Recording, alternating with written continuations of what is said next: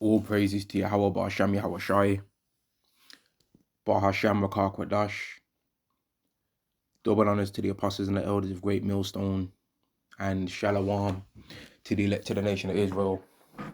And this is going to be a video centered around the Motb, right, which is the mark of the beast that the Bible speaks of. But then I'm also going to be going into how this Motb is based around far more than just buying and selling, man. All right, it's based around way more than just buying and selling, because Esau ultimately already controls what people buy and sell, and he already can kind of track and trace who buys what and who sells what, right? But he wants to ultimately control, in particular, first and foremost, he wants to control the nation of Israel. Now, there was been several things that I've been looking up, and it made me realize, man, that this Edomite's mind is a truly dark place, and I don't even know where to begin in terms of this lesson, man, because there's a lot of things I want to say. And really, I should have probably did this lesson with some notes, because there's a lot of things I want to talk about addressing the kind of mindset that Esau has and why he would have that mindset. And I think a good place to start would be Malachi chapter 1, in fact. Right? Malachi chapter 1 and verse 2. I have loved you, saith Yahweh, yet ye say, wherein hast thou loved us? Was not Esau Jacob's brother, saith Yahweh, yet I love Jacob. Now, the way how we think concerning Yahweh Ba'asham Yahweh Shai is completely different to how any other nation in this world would think concerning Yahweh Ba'asham Yahweh Shai. Now, why is that? Because according to Romans, the 9th chapter, we are the vessels of mercy, and we understand through the scriptures that Yahweh's mercy endures forever. Right? Now, an Edomite reading the Bible and understanding what's actually contained in the Bible is going to look at Yahweh the complete opposite way to what an Israelite would look at it, and knowing that, okay, just the same way Yahweh's love endures forever, his hatred for them is never going to go away, because they're the vessels of wrath that were created for destruction. Right? Now, you can't sleep at night peacefully knowing that the creator of the whole earth hates you. Right? That's not a peaceful existence. That's hell. That's not an existence that anyone would want, man. And under certain dodgy beliefs that these Edomites have, they've got a complete whole nother name for Yahweh that I found out, a certain name that they call Yahweh in these bugged out belief systems that they got a whole nother name for Yahweh. They've got a bugged out belief system where they believe that there's a God above Yahweh, and that Yahweh is just like a lesser God. And if they can defeat Yahweh, then they're going to reveal the true God that's actually really in charge of the whole earth, right? And this is not true, by the way. I just want to make that clear. I don't believe this. But certain of these Edomites, ultimately, they believe this, and it's something that they have to believe, because if they don't believe this, what would be the point of them even trying to do anything, man? What would be the point of them even waking up in the morning to try and do anything? Now, ultimately, where did this belief come from? It came from the left-hand side, but who created the left-hand side? Yahweh did.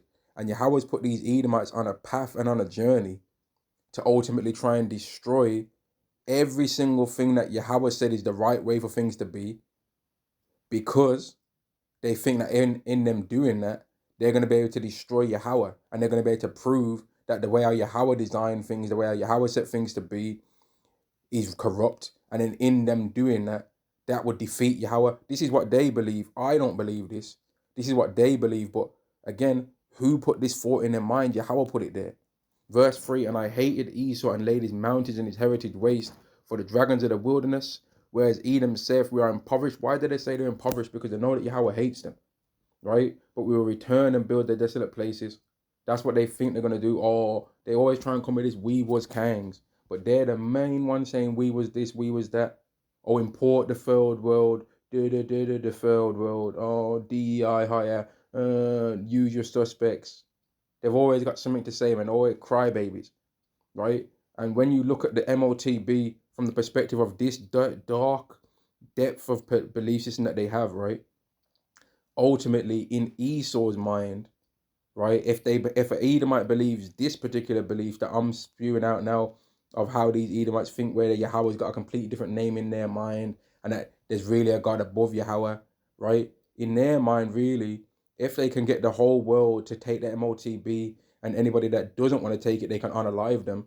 Ultimately, then, they make pretty much every single person be viewed in the eyes of Yahweh to some degree like an Edomite. And then in doing that, Yahweh would have to ultimately then destroy all the people on the earth because they're all basically corrupted, and because he would have corrupted them with a piece of technology that he made. Right now, this is not going to happen because there's a remnant, the elect of the nation of Israel, and Yahweh's got the power to reincarnate and resurrect all of his elect, and he's going to do that. And yet for all this, it's still not going to stop the mindset of Esau, where he thinks that this is the way to prove that Yahweh was wrong. He's trying to prove that Yahweh was wrong by hating him. And he thinks in his dodgy mind, oh, how could how could a God hate everyone? Why is he hate us? And he's trying to prove that Yahweh was wrong.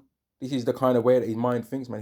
His mind's really dark, and that's why when you actually believe that, when you actually understand that Edomites believe such things, you know that they're going to make it mandatory. They're not playing around, right? They're not playing around with trying to push this. They really have some really. I remember a video that I watched on the internet before, man. And it might still be up, and it was going to all these esoteric things that these Edomites believe, why they do this, why they do that, why they push the alphabet in and the rainbow in, right? Why they push all these things. And the final thing that it showed on this video is that the main thing that they're trying to ultimately push and become, it showed transhumanism, which is ultimately the Motb, right? And now when you understand several other things, Esau kind of basically thinks, man, he needs to try and move out of the boundaries of Yahweh. And he thinks that the way how he can do that and restrict himself from having to deal with the things that Yahweh puts out there is by becoming some kind of robot, to basically, right? And he can in that way then restrict himself with the bounds of Yahweh, right? That's also the reason why they're trying to so desperately to have ownership over the land of Israel, because there's certain prophecies concerning the Israelites, right, that the land of Israel is very important to fulfill, right? So if they can have ownership of that place, it can stop in their mind, they're thinking they can stop certain prophecies. Now, I've just got to be clear with this, what I'm saying right now.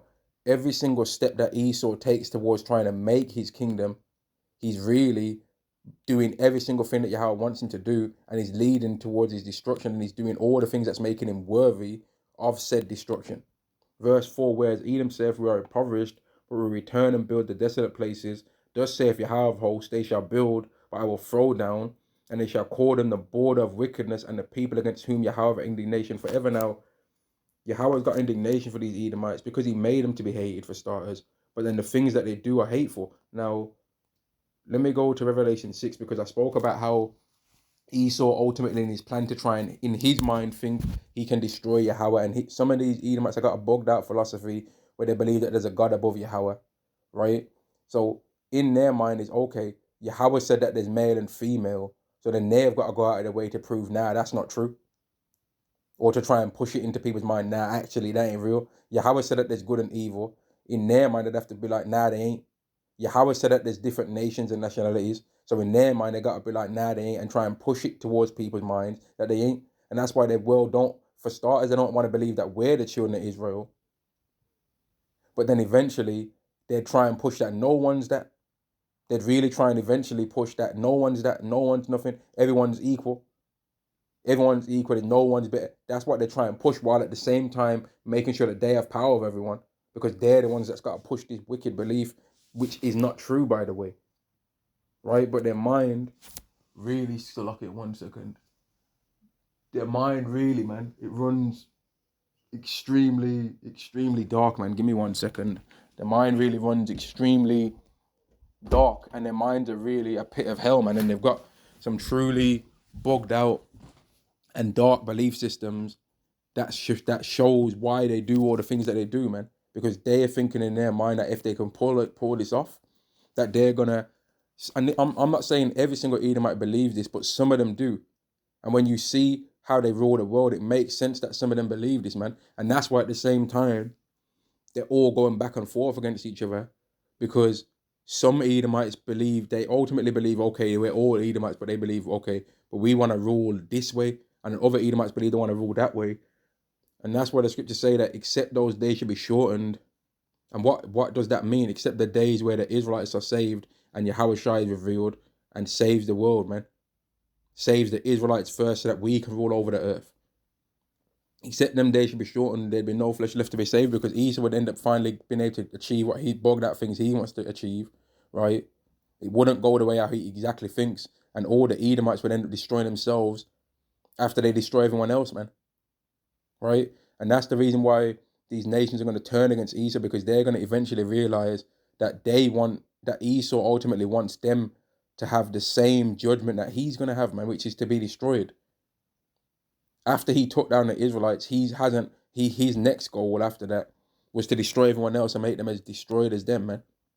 Now, Revelation chapter 6 and verse 4, and they went out another horse that was red, and power was given to him that sat thereon to take peace from the earth. Now, when you look at this from the belief of some of these bugged out beliefs that these Edomites have, what is some of the peace of the earth, man? The natural order of things. The natural order of things. A man has a wife and a man can have multiple wives. They saw to do that. That's not happening, right? Food naturally has seeds in there, right? A man naturally can have ownership of a house. They're even trying to get rid of that. Your own zilch, and you'll for damn sure be happy about it. You ain't gonna own one thing, and you're gonna damn sure be happy about it. Now, again, with this bugged out belief system that I found out that some of these Edomites believe, right? That is part of that system. That is part of that belief system, because only owning things, right? The way how they believe, some of these bugged out Edomites believe, is that that Yahweh has control over people because of material things in the world, and they own things and they enjoy things, and they want an inheritance and that. And that's why Esau's seen, if you understand from this perspective, that's why Esau saw to it that he destroys everyone else's heritages, man, and steals everything from everyone. He's a real sick demon, man. And he's not joking about this Motb, because in his mind, he's thinking he's going to defeat Yahweh, right? He ain't just trying to think about, he already thinks, man, the people on earth are easy, because Yahweh gave him the blessing of the sword, so the people on earth are easy for him to defeat. He can't defeat them in morality and in telling the truth and in actually being righteous. But when it comes to carnality, he's in control, and that's why people have to march against him. People have to march and ask permission and that, because they know that if it comes to really getting carnal, he's going to win. And that's why Yahweh set it up so that he's going to take Esau in the earthly realm to destroy Esau, and them ICBMs are going to be an extreme catalyst that brings forth Yahweh Shai, man. Now, I'm already in the chapter that speaks about this, and I'm going to get it after this. Revelation chapter 6 and verse 4, and they went out another horse that was red, and power was given to him that sat thereon to take peace from the earth, and that they should kill one another, and there was given unto him a great sword, right? And they've been doing that. They've been taking away peace from the earth. They've been taking away all the natural order of things, man. Men and women can't stand each other these days, man. And Esau used that social media and OnlyFans and gave these women jobs. I heard Apostle Bar go into it about, and I've said this out my mouth as well, but I liked the way he said it. Women are not a threat to nothing, man. And that's why they get given an easy life. That's why they'll be the moment on it will get given a job, promotions and that, because they ain't no threat to nothing. So it doesn't really matter how far they move up the food chain. All a woman getting moved up the food chain in society does is destroy her. A woman making 50,000 a year, 60,000 a year. Now everyone that makes 50,000 or whatever below, whatever her salary is below that, she thinks that she's better than them. So then if you give a woman $1 million a year, okay, every man at work makes less than that now. She thinks she's better than all of them, so she ain't gonna want to be with no man. She ain't gonna want to be with nobody. Whereas a man making that amount, he'll bring up all kind of different women and better their life, but a woman ain't gonna better no man's life. And that's when you look at the dating scene and everything that goes on in it, is always some woman with her hand out and her lip long, begging men for money. That's what they're doing. They're begging men, too beggy, man. Begging up the scene, man. Begging money. Like, it's absolutely disgusting the way they do it. But this video ain't on women, so bond them as well, man. Let's get back to the real business. Revelation chapter 6 and verse 13. And the stars of heaven fell unto the earth, even as a fig tree casteth her untimely figs, when she is shaken of a mighty wind. And this is going into the ICBMs that are going to be used to jack this world up, man. Right? And the heaven departed as a scroll when it is rolled together, and every mountain and island were moved out of their places, and the kings of the earth, and the great men, and the rich men, and the chief captains, and the mighty men, and every bondman and every free man hid themselves in the dens of the rocks of the mountains. Now, I said before that Esau is in his mind, he thinks I'm going to defeat Yahweh, right? But at the same time, all the things that he's doing are going to lead to Yahweh being like, okay, you think you can defeat me? Well, you're not even going to meet me. Meet my son, Yahweh Shai. And Esau, when he gets the chance to actually see the heavenly realm and finally get proof that he's secretly been hoping for to see, he's going to regret his decision. He's going to regret his decision of destroying and trying to fight against Yahweh and destroy all the things that Yahweh makes, man. Because in his, like, again, man, I've got to say this, in Esau, in this bugged out philosophy that Esau believes, man, that I found out about, right? And I'll say what the belief system is that some of these bug outs believe. It's called Gnosticism, and it's absolutely bugged out, right? It's absolutely bugged out. It's not real. All you Edomites that believe it, you're gonna fall. You're gonna get destroyed. But they believe in this belief system that, okay, if we can defeat Yahweh, right, then we're gonna reveal that the real God that's actually truly in charge of things. This is what they believe. But all they're doing is really going to anger Yahweh, and Yahweh is going to show Yahweh Shai, and they're going to, instead of revealing this God that they suppose exists that's above Yahweh, all they're actually really going to do is make Yahweh reveal his son, which is going to reveal that Yahweh exists, and his son ain't coming to the earth on no happy thing for these Edomites. He's coming to destroy them and to put them into captivity. And now this scripture here is going to go into their thought process when they actually reveal that, when they actually reveal when it's actually revealed who really is in power.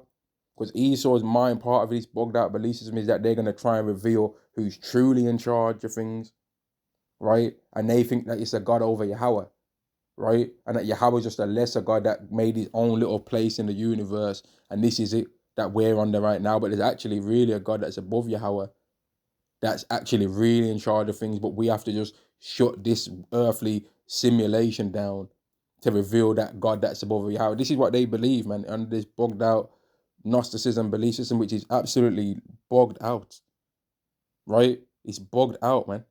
Now, verse 16, and said to the mountains and rocks, fall on us and hide us from the face of him that sitteth on the throne, which is Yahweh, and from the wrath of the Lamb. For the great day of his wrath is come, and who shall be able to stand? So in their mindset that they have with this bugged out belief, they're thinking we're going to reveal the real God that exists. And they are going to reveal the real God that exists, and they're going to find out that it's Yahweh. And they think that this world is a simulation and it's all this is going to fade away and all that, and there's something else. But in their whole 1,000 years of captivity that these Edomites are going to be under, it's going to be revealed to them that no, they were just wicked. And they just didn't know how to rule the earth properly, and the way how they thought to rule was wicked. And they're going to continually keep seeing this earth stay around for a whole 1,000 years, man. They're going to still see this earth continually here, man. Rather than them thinking that they're going to try and rule and do whatever they're trying to do. Like, look, these Edomites have got, if this thing that I'm saying is just one belief system that they've got. All these different Edomites within their tribes and all this have got plenty of other different belief systems. And that's why they're always arguing against each other, man. Because within their nation, they've got all these different beliefs. They've all got all these different things that they think and feel about how life's supposed to be. And they're just bogged out, man. Like, this is just one belief, but I'm going based on this belief for this lesson to show why they're definitely going to push the Motb. Because for all of these different Edomites, right, no matter what their belief system is, the Motb is very extremely important to every single one of their belief systems that they want to try and have power over the people, right? They got all these different bugged out beliefs, right? But the Motb is important to every single one of them. If any of you brothers out there, elders, apostles, and know of any other belief systems that these Edomites have, right, which there's a multitude of them that they have, the Motb is important to it all. Even if you think, okay, they just want to rule over people and have them cyborged off and control their mind, the Motb is very important to that. With the one that I said, the Motb is important to that. The Motb is important to all of it, but the Motb is important to Yahweh because it's going to reveal who does and who does not believe in Yahweh among the children of Israel. It's going to reveal that, man. It's going to reveal that, right? It's going to reveal it's ultimately going to reveal the elect of the nation of Israel, right? A heathen taking the Motb doesn't really matter. But an Israelite taking the Motb, you're going to get everlasting shame and contempt in your own self in the kingdom of heaven. It's not going to be everyone else just bunning you out. No, you're going to feel it, man. You're going to feel that your own self. The everlasting shame and contempt is going to be something that you're going to have. 1,000,000 years into the kingdom, no Israelite of the elect is going to come up to you saying, nah, you took the Motb, ha ha ha. They ain't going to say that. You're going to know that you did it, and you're going to feel it within yourself. Because in the everlasting time of the kingdom of heaven, there's going to come a time where there's Israelites that didn't ever even exist in the times of now. So they ain't going to have no boasting to try and, because they ain't even going to have been in a situation where they had to reject the Motb. It's going to be the individuals that took it, that they're going to have that shame within themselves, man. They're going to know that they're in paradise, right? In a most beautiful place you could ever be. But if it wasn't down to Yahweh's mercy, which ultimately, according to Romans 11 anyway, Yahweh's having mercy on every Israelite, right? Because he's really concluded that we're all in unbelief, and that's the reason why he had to send Yahweh Shai to die for our sins anyway. But in terms of just this Motb, it's a shame and a dishonor forever for those that take it, man. It's not the one you want to have. And when you consider that, put it in your mind that you're prepared, put it in your mind to be prepared to go through anything that you have to go through to not take it. Any pain, any shame, right? Be prepared to go through all of it when it really goes down in the society, man. Be prepared to have people laugh at you because you're poor and you be kicked out your house, you can't afford your rent. Not because you can't technically afford the rent, because you can't pay the rent now because you have to take an Motb to have it. Be prepared for the shame that people are going to spew at you. People looking at you like you're a tramp. Be prepared for all of that, man. You got to be prepared for everything.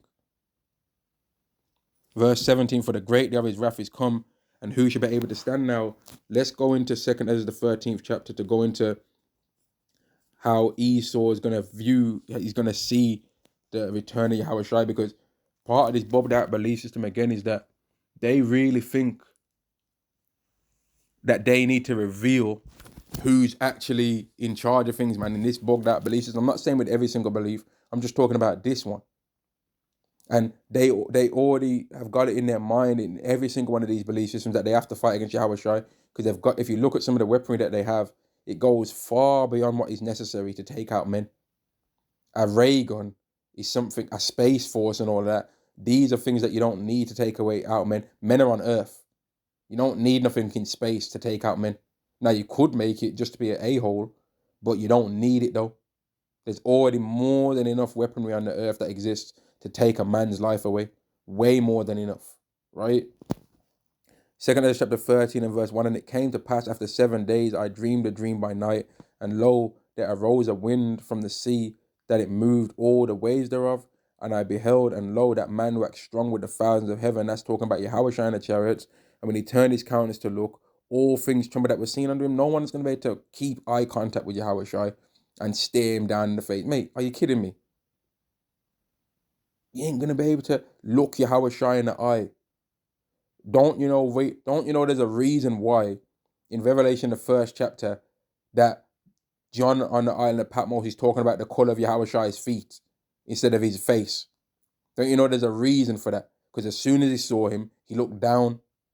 It says it in there. It says it in there, man. And as soon as I saw him, I looked. You know what? Let me see if I can find that, man. Because I don't like people trying to come out like I'm chatting it off. I ain't chatting it off, bro. I'm singing it real right now. Right? Where is that? Revelation chapter 1 and verse 17. And when I saw him, I fell at his feet as dead. And he laid his right hand upon me, saying unto me, fear not, I am the first and the last. Right? And that's why it goes into the color of the feet. Because when he seen him, he fell at his feet as dead. when these people in this earth see Yahweh Shai's countenance and he just starts looking at these people and scanning them, they're going to be shook, man. Like, even in this world right now, if we screw up our face as Jakes, if we screw up our face and start looking at these, and I'm not on about when we're fake trying to be angered. I'm on about when we're really angry, man, and we just look some of these people in their face in this world now, just as us. Some of them won't want to keep eye contact, man. Never mind you how shy doing it. Certain times in this world, you don't want to keep eye contact with a man for fear. Never mind you how shy, right? Even when it comes to some of them stare downs, man, in fights, in boxing and at combat sports, and that people don't want to do the stare down, like regular civilians can't even manage to do a stare down with a professional athlete, man, because they're scared. Certain of these Edomites, some of the time they'll be looking at Jake dodgy, and then Jake just turn and look at them. They start fizzing out, shaking at themselves. They start blinking too much. They can't handle it, man. Anyway, 2 Ezra chapter 13 and verse 3. And I beheld, and lo, that man waxed strong with the thousands of heaven. And when he turned his countenance to look, all things trembled that were seen under him. And whensoever the voice went out of his mouth, all burned that heard his voice, like as the earth faileth when he filleth the fire.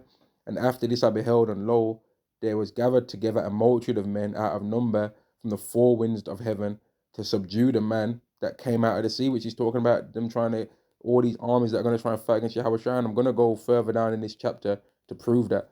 Verse 6, but I beheld, and lo, he graved himself a great mountain and flew upon it.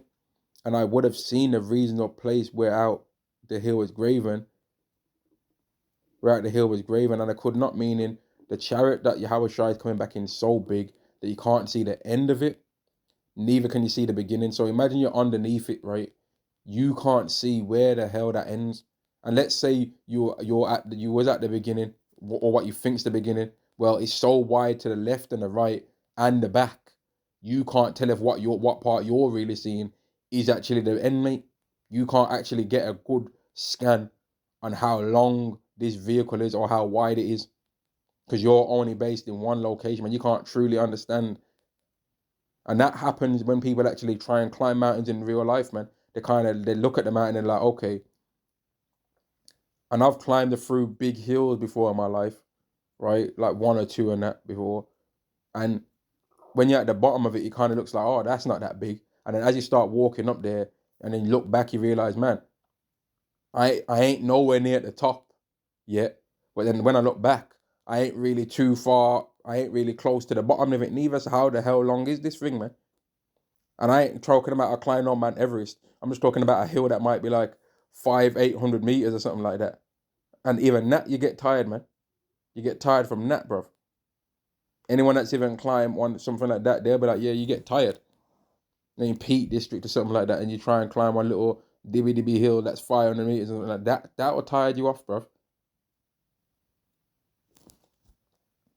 Verse 8, and after this I beheld, and lo, all they which were gathered together to subdue him were sore afraid, and yet durst fight. But they're trying to reveal who's in charge of the earth, though, under this bothered out belief. But when they actually find out, they're going to realize, man, we should have just stayed in our lane, man. When they actually find out, man, we were wrong about all these bugged out things that we thought. We thought that there was some God higher than Yahweh.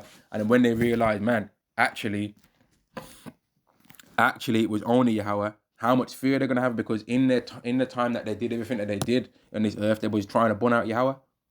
When they were trying to destroy the children of Israel, they was really fighting against Yahweh in doing that.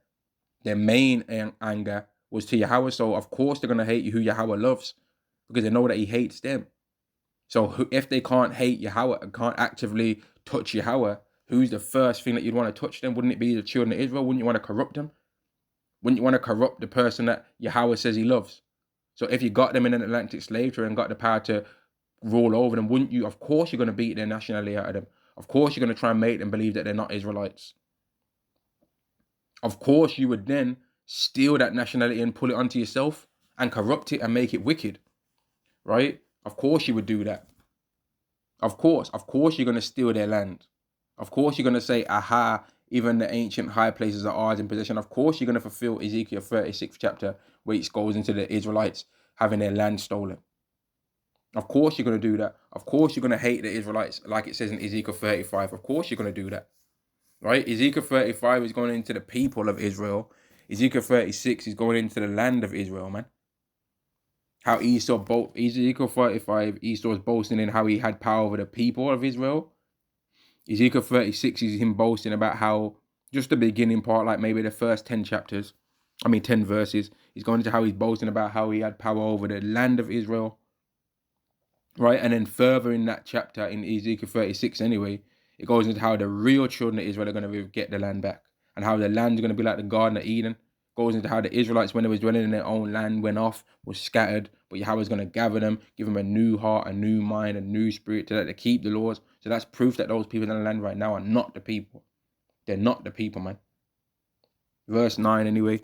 And lo, as he saw the violence of the multitude that came, he neither lifted up his hand, nor held sword, nor any instrument of war, but I saw only that he sent out of his mouth as it had been a blast of fire, and out of his lips a flaming breath, and out of his tongue he cast out sparks and tempests, and they all were mixed together, the blast of the fire, the flaming breath, and the great tempest, and fell with violence upon the great multitude, which was prepared to fight, and burn them up everyone, so that upon a sudden of an innumerable multitude, nothing was to be perceived, but only dust and smell of smoke. When I saw this, I was afraid, because Yahweh ain't going to be playing around with these Edomites, man. He's going to dust them off, man. He's going to dust them off, bro. Like, he ain't coming to make it a fair fight. Just like how Esau don't make it be a fair fight. It could never be a fair fight between Yahweh and these Edomites, man. It's not even a fair fight between us Israelites and against these Edomites right now, because Yahweh is actively stepping in to pick Esau and to allow Esau to win right now. He ain't just allowed us to naturally lose to Esau. He stepped in and put the curses on us. He didn't just step aside and be like, you know what, the Israelites are what I made the Israelites be, and the Edomites are what I made the Edomites be, and now I'm just going to step on the sidelines and not pick a winner. No, Esau's the winner that Yahweh's picked for this moment, man. Yahweh picked Esau to win for right now. He gave us into their hand, right, and made them have power over us. But when he decides to stop that, they're not going to be able to win against us ever again.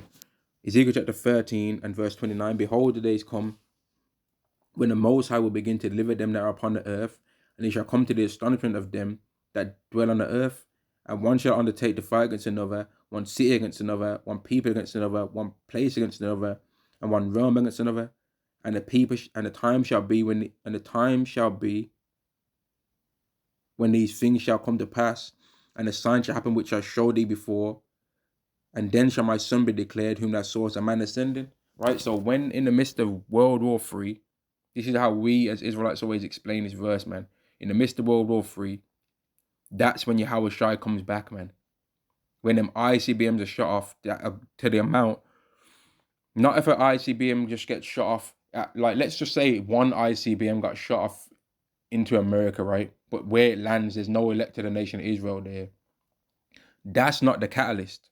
The catalyst is that so many ICBMs are going to be shot off to destroy America completely. Right, when the amount of ICBMs are shot off at America to the point where it's going to fulfill Revelation 18, to where Babylon the Great is destroyed and it's become like Sodom and Gomorrah, according to several chapters in Jeremiah and according to Isaiah 13 as well, right? That's when Yahweh Shai is going to be revealed, right? When the Babylon the Great being destroyed prophecy is revealed, and it's going to be about to be fulfilled. In the midst of that, this prophecy is going to be fulfilled, right? This is what I believe. I'm not even going to put this on nobody else right now. When Babylon the Great is going to be destroyed, Revelation 18, right? That's when is second as the 13th chapter. These verses that I'm reading right now are going to be revealed, man. That's when the Revelation 6, when the sky rolling up into a scroll, and the kings of the earth hiding themselves in the dens. They're gonna have to hide themselves in the dens and in the holes, and ask for the grounds to cover us, the mountains to cover them in their bunkers. Because if they don't, they're gonna perish. And they're gonna be on the ground, seeing whatever cameras they've got set up, and it's gonna be revealed to them that Yahweh Shai is there on earth. And that all these bugged out belief systems that they had, where actually there's a God higher than Yahweh, but we just have to destroy everything that he's got. that he's made so that it can be revealed who the real God is. And then in that, we're going to, no, none of that's real, bro. And none of your other belief systems are real neither. Even just in the belief system of where the Edomites and we can rule and have our own system, that ain't real neither. But I'm just attacking this one belief system. There's plenty of other bugged out belief systems that these Edomites have, and none of them are going to happen. Not one of them is going to be real. All of them are going to fade away, man. None of them are going to happen. None of it's going to come to fruition. It's all going to fade and die out. Unalived. All your belief systems are going to be unalived, man. Right, verse 33. And when all people shall hear his voice, because he's going to come to the earth with a shout, like it says in Thessalonians, right? 1 Thessalonians, I believe, the 4th chapter, or the 5th. And when all people shall hear his voice, every man shall in his own land leave the battle they have one against another, because it's going to be a world war. And an innumerable multitude shall be gathered together, as thou sawest them willing to come and overcome him by fighting, but they're not going to win though, right? They're not going to win. But he shall stand up upon the top of Mount Zion, and Zion shall come and shall be showed to all men, being prepared and builded, like as thou sawest the hill graven without hands. And this my son shall rebuke the wicked adventures of those nations, which for their wicked life are fallen into the tempest, and they shall and shall lay before them their evil thoughts and their torments, wherewith they shall begin to be tormented. Because, man, there's going to be a hell of a lot of there's going to be a hell of a lot running through these Edomites' mind, man. They're going to start remembering, man, them Hebrew Israelites talked about reincarnation. So they're going to start thinking about, man, after we perish, right? Are we going to be reincarnated and go through all the things that they told us about? And they might get visions of it in that time too, man. They might get a vision of, man, wow, man, what we're going to be going. We're going to remember everything that they done to us, for starters. And be like, man, what would that look like in the reverse? And that's going to be a torture on their mind, man. And then Yahweh Shai is going to slowly begin or rapidly begin to proceed to give them the greatest intergalactic ass whooping that anyone's ever seen on earth, man. And the elect of the nation of Israel are going to be on chariots in that time, enjoying the view, praising Yahweh, man, and praising Yahweh Shai, praising him that sitteth on the throne, and praising the Lamb.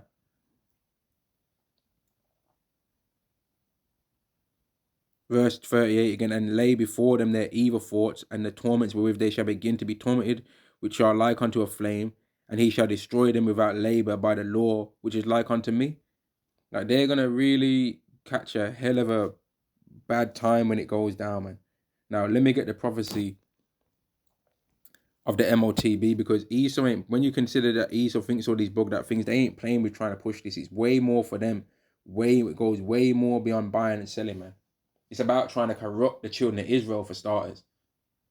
It's about trying to make trying to force, in their mind, part of it's trying to force Yahweh to view everyone like how Esau is viewed then. Because Esau knows he's rejected, and there's no less to be any more profane person as Esau, who for one morsel sold his birthright. So if he can make not only the Israelites, which that's the main target, the Israelites have that stuff. And that's one of the reasons why they was trying to push that C19er, man. And when you go into some of the stuff that was in there, apparently there was unalived E fetus up in that. So then if everyone's taking that, well, according to how their body's going to become, then isn't it technically kind of mixed with an E? But did every single Israelite take that? No. The elect of the nation of Israel never took that, so it didn't work. But then with the Motb plan, they're going to be like, okay, everyone take it, and those that don't want to take it, you know what? You don't need to be on earth anymore. I'm getting rid of you. So then if they could have that, then when anyone else that becomes born then later on, they're going to already have it to where, okay, you're going to be born somewhere that I'm in control of. So as soon as you're born, I'm giving you one. As soon as you're born, you're getting one of them.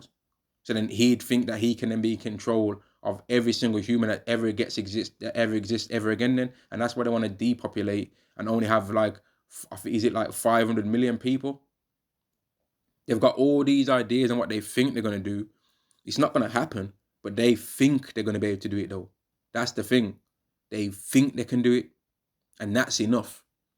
Just the fact that they think they're going to be able to do this stuff is enough, man. Revelation chapter 13 and verse 16, the cause of all. So even they're going to take it themselves, man. because they trying to be outside of the bounds of Yahweh. Like, for example, when you go to the book of Job, right, it speaks about in a dream, in a vision of the night, right? That's how Yahweh controls men. That's one of the things it mentions, right? Now, through the Motb, they'd want to be able to stop themselves from being able to have to deal with that. And that's the reason why they try and worry about controlling dreams and all of this and trying to monitor dreams, because they know about that. The reason why they be trying to go and scan what's all in the earth and try and scan space and scan the sea is because of what's written in Jeremiah 31, where it goes into how if you can search out the bounds of heaven and the sea beneath, then you can overcome Yahweh. I mean, then Yahweh is going to cast away the children of Israel. So they've got all these bugged out beliefs, man. One of their beliefs is that they're going to be able to find out the earth's atmosphere, so then that's going to cast away the children of Israel. Another one is that they're going to be able to reveal the real God that's actually truly in charge. So we got to just undo every single thing that that Yahweh made. So then that's going to make the real God above Yahweh show himself. These are the things that they think. So then you have two Edomites, one that's trying to do space travel and scan up everything, and then another group that believes the other thing, and they're trying to just worry about destroying every single natural order of things that Yahweh made. But both are wicked. And both understand that the children of Israel cannot be in their own land, cannot know who they are, in order for their plans that they have to exist. So they're all going to be judged in the same way, because their overall goal was to keep us away from our kingdom, man. Verse 17, and that no man might buy or sell save he that had the charagma, or the name of the beast, or the number of his name. And this is why they live the way that they live, man. Now, again, I said that they've got plenty of different belief systems, man. But I was just attacking one point. All of the things that they believe ultimately are all bugged out. And if you don't want the Israelites to be in charge, you are an enemy. Right? But I just wanted to go into that, man, and go into how these Edomites are definitely going to push the Motb, because they have to. For what? The kind of things that they believe, they have to push it, man. For the kind of world that they want to see, they have to push this. But also, this is a catalyst that Yahweh is going to use to fulfill his will. But he's so arrogant that he's going to try and push this Motb, even though he knows that it's something that Yahweh also is necessary for what Yahweh wants to do, man, because he's arrogant. Right? And on that, I'm going to say shalom to the nation of Israel. Shalom.